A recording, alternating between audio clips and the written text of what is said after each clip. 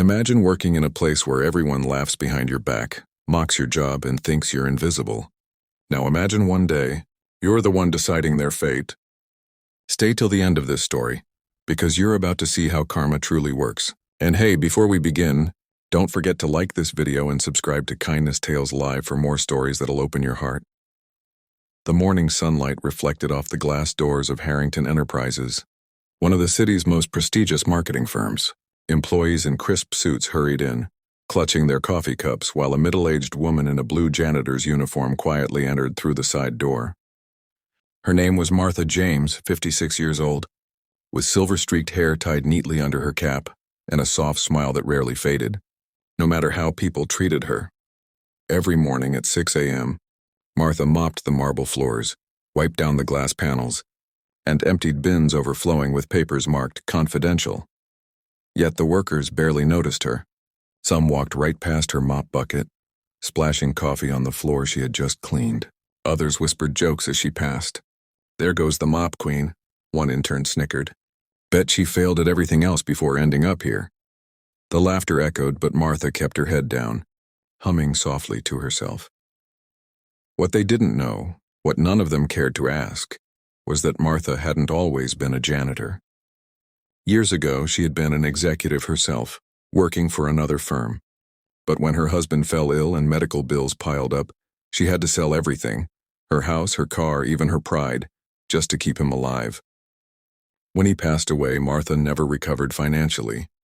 The janitorial job was the only work she could get without a college degree, and she took it with quiet dignity.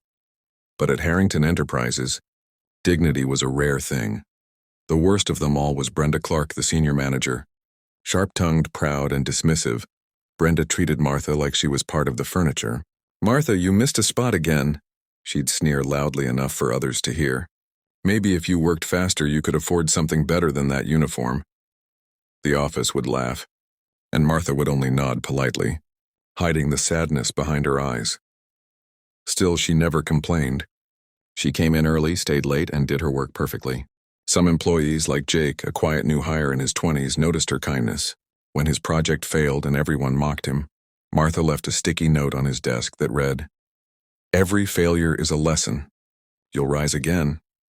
It was just a small gesture, but it kept Jake going. Then one morning, something unusual happened. The CEO's office was in chaos. Papers were everywhere, the computer was on, and the safe door stood slightly open. Brenda stormed out screaming, "Who's been in the boss's office? Everything's a mess." Everyone looked at Martha. "She's always in early," someone whispered. "Maybe she touched something." Martha froze. I only cleaned the floors like always," she stammered. Brenda crossed her arms. "Of course you did. But who else could it be? You're the janitor. No one else is in before 7. The rumors spread like wildfire. By noon, the whole office was whispering about the janitor who snooped in the CEO's office. Some employees even demanded that she be fired. Martha's eyes filled with tears, but she said nothing. Later that afternoon, as she pushed her cleaning cart toward the elevator, a man in a black suit approached. He looked familiar, tall, gray-haired, and calm. Martha blinked. "Can I help you, sir?" The man smiled. "Actually, Martha, it's me who owes you some help." He extended his hand. "I'm Mr. Harrington." The CEO himself. Everyone who had laughed at Martha stopped and stared. Mr. Harrington's eyes softened as he looked at her. "You've been here for years, haven't you? I've heard about your dedication and about the rumors today. I'd like to clear a few things up." Martha's heart pounded. Everyone gathered around, whispering. Something told them this wasn't going to be an ordinary day. The office fell silent as Mr. Harrington, the CEO, stood beside Martha in the middle of the open workspace. His calm voice carried the weight of authority that made everyone freeze mid-step. "Before anyone points fingers," he said, glancing around, "I'd like to show you all something." He walked into his office, gesturing for Martha to follow. The others, curious and nervous, peeked through the glass walls. Inside, the safe door was slightly ajar, but nothing appeared missing. Mr. Harrington reached into a drawer and pulled out a small flash drive.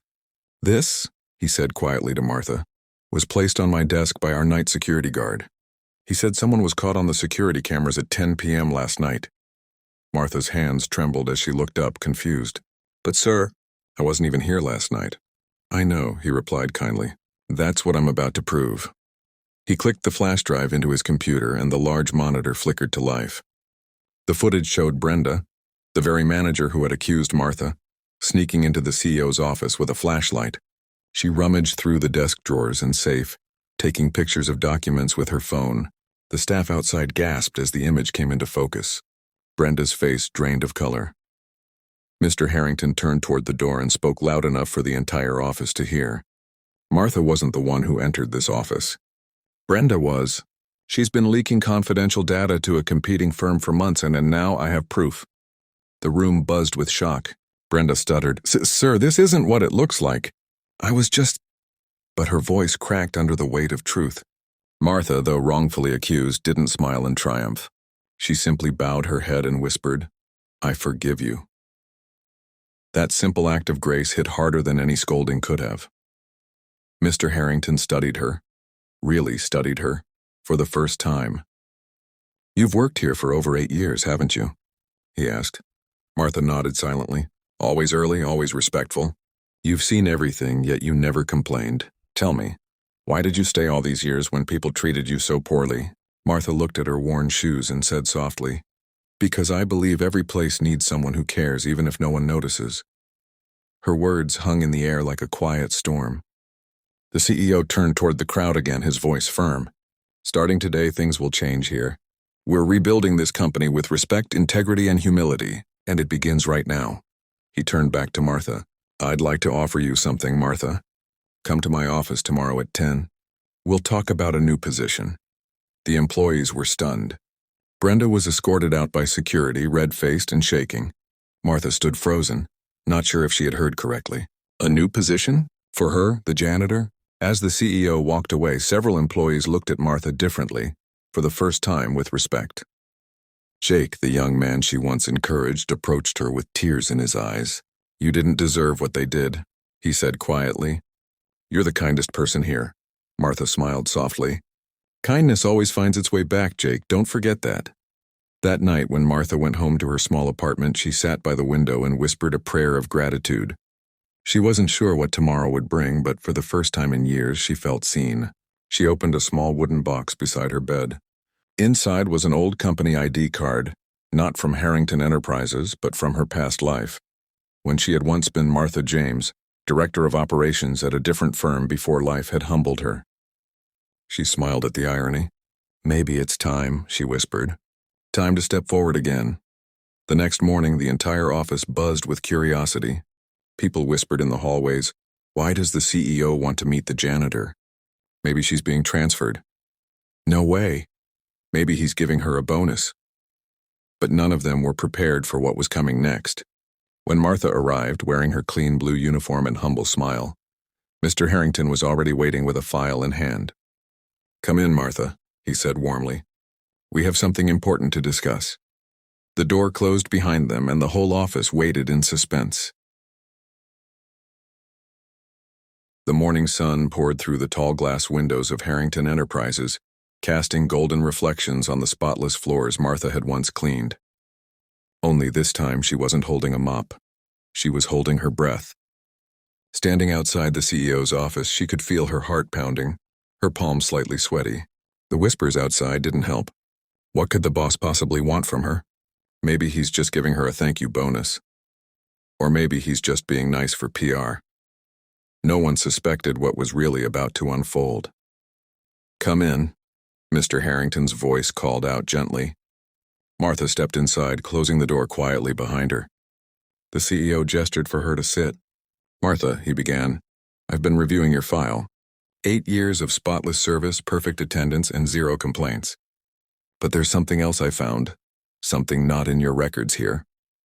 He opened a folder on his desk and slid a paper toward her. Martha's old photo stared back from a company ID card. "You were once the director of operations at Glenmore Tech, weren't you?" Martha froze, her breath catching in her throat.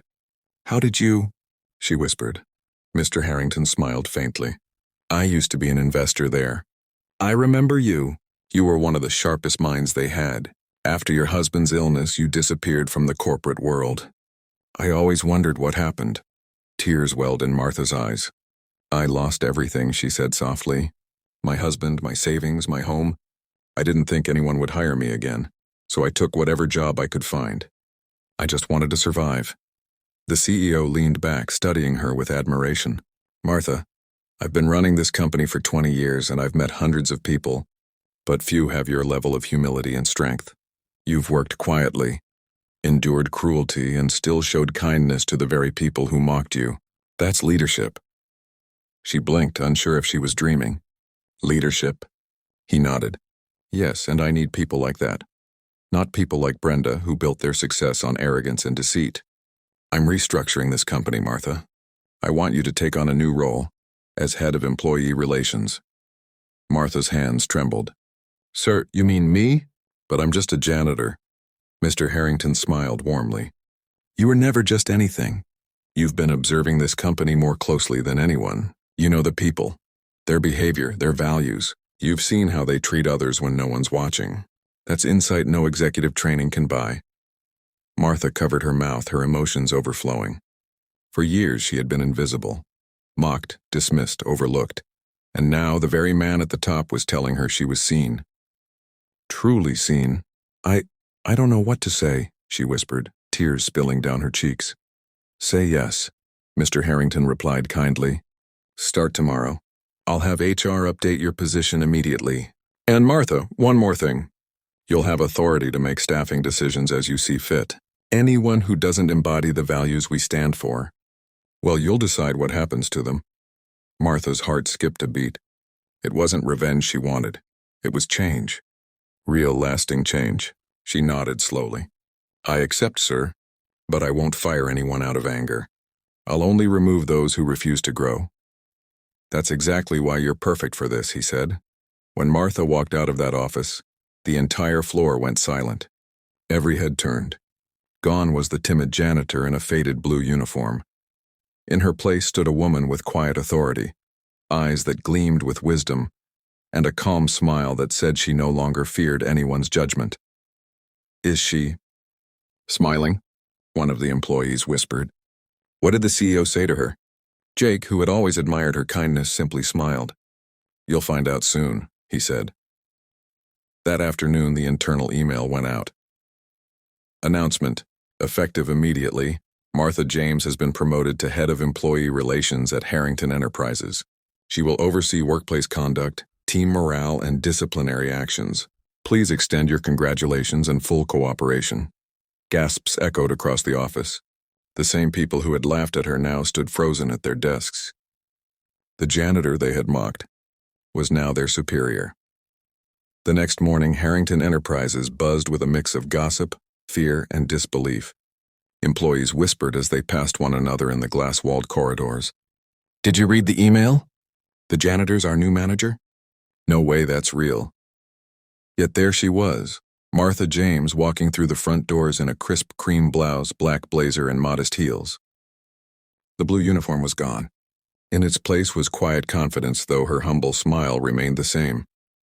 Jake was the first to greet her. Morning, Ms. James, he said, smiling proudly. Martha chuckled softly. Just Martha, please. But as she made her way through the office, others avoided eye contact. The same people who once ignored her mop bucket now scrambled to stand straight at their desks. Some even forced polite smiles, hoping she wouldn't remember their laughter. But she remembered everything. Every whisper, every cruel joke, every spilled coffee she had cleaned without complaint.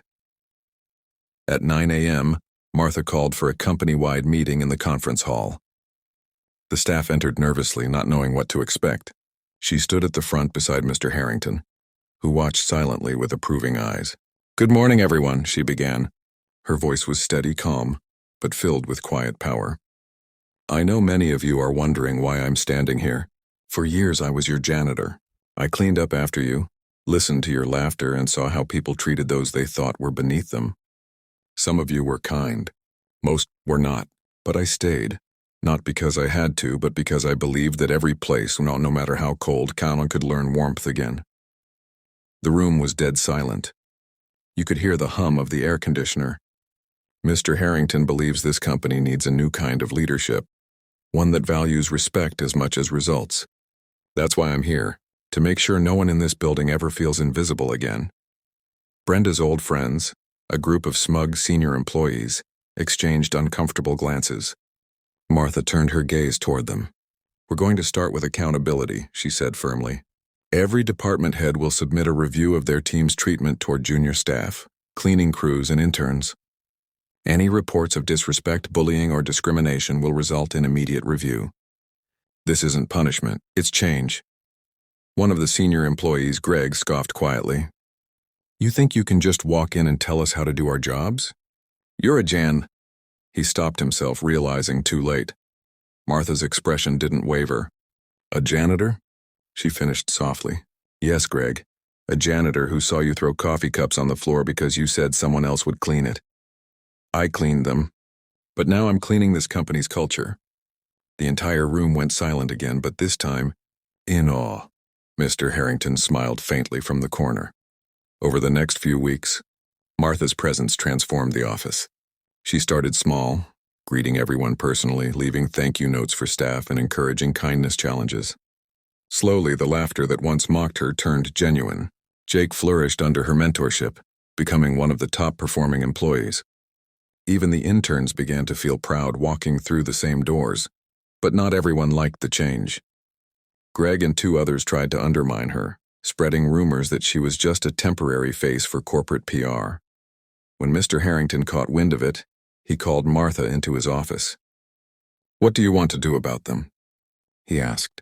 Martha looked thoughtful. Sir, may I handle it my way? He nodded. You have full authority. That afternoon, Martha sent an internal memo calling for a private meeting with Greg and his team. When they entered the conference room expecting confrontation, they found files waiting for them, their own reports, full of complaints from subordinates about mistreatment. These, Martha said quietly, were written by people who were too afraid to speak. But fear has no place here anymore. She slid 3 envelopes across the table, termination letters signed and approved.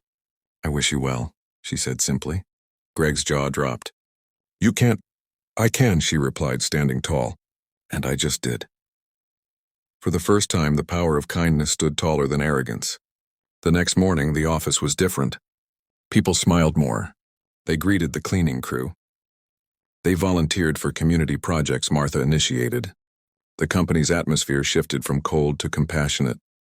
Mr. Harrington later told her, You haven't just improved morale, Martha. You've changed hearts. She smiled softly. That's all I ever wanted, sir. Weeks turned into months, and the change inside Harrington Enterprises was undeniable. The once cold, competitive environment had become a place of unity and purpose. For the first time in years, people stayed late, not because they feared deadlines, but because they cared about the company's mission. Employees greeted the janitorial team with gratitude. The walls, once echoing with gossip and laughter at someone's expense, now rang with laughter born of friendship. And at the center of it all was Martha James, the woman everyone had once ignored. Her story spread quietly through the city. Local newspapers wrote about her promotion. From janitor to executive, the woman who changed corporate culture. But Martha never sought attention.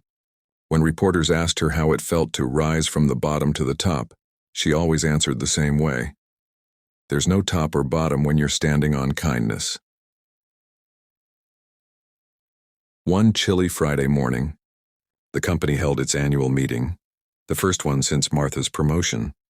The event was held in the grand auditorium with hundreds of employees gathered. Mr. Harrington began the session, standing proudly beside her. This year, he said, our profits doubled. But more importantly, our respect for one another multiplied. That's because of this woman right here. The audience erupted into applause. Martha, humbled and overwhelmed, stepped to the microphone. Her eyes swept across the crowd. Faces that once smirked now looked at her with admiration and remorse. She took a deep breath. When I first started here, people didn't see me. I was invisible. I cleaned your offices, emptied your trash, and picked up after your late-night work sessions.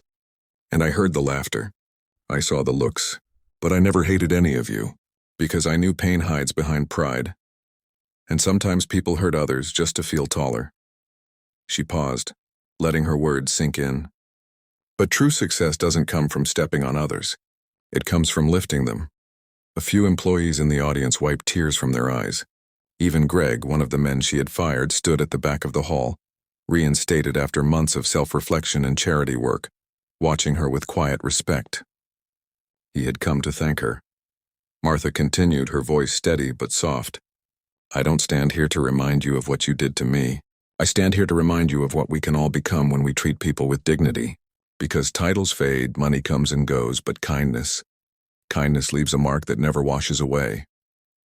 The room broke into thunderous applause. Mr. Harrington wiped his eyes as he joined her at the podium.